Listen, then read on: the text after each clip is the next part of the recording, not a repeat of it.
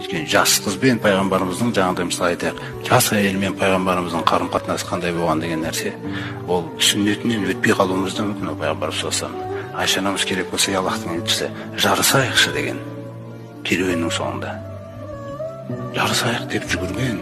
Кім жүгіреді қазір сізде? Қойшы дейсің оған, ол сүннетке сай емес, ол болды, құладың сол жерде.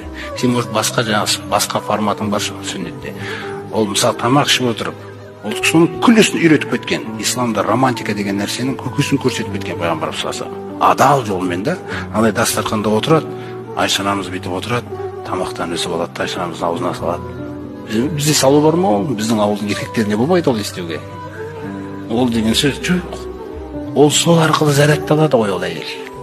Көрді, оны таңертең осылай тастап кетсең, ол кешке былай күтіп алады сізді. Таңертең, қалай таңертең тастап кетесің, кешке солай күтіп алады, ол сенің проблемаң да. Сосын соған шариғат жағынан, шариғат түсінбейсің сен, былай деген нәрселерді айтуыңыз мүмкінсіз. Ол қызғаныш деген мінезді аталады бойларына салып тастаған ғой. Кейде тіпті мынандай нәрсені істейтін. Бұл сүннет енді, пайғамбарымыз саллаллаху алейхи вассаламның әйелімен екі арада болып жатқан сүннеті. Айша анамыз сусын ішеді. Ішкен сусындысын алады пайғамбарымыз. Көзін Айша анамыздан алмайды.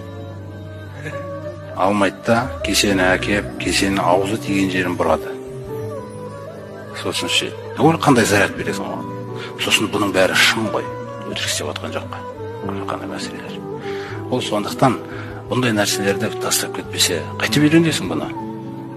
Біз пайғамбарымыз мүлде басқа тұлға болып көрінуі мүмкін да. Сондықтан отбасындағы мәселелерін кім ашып береді? Айша анамыз оны ашып бермесе.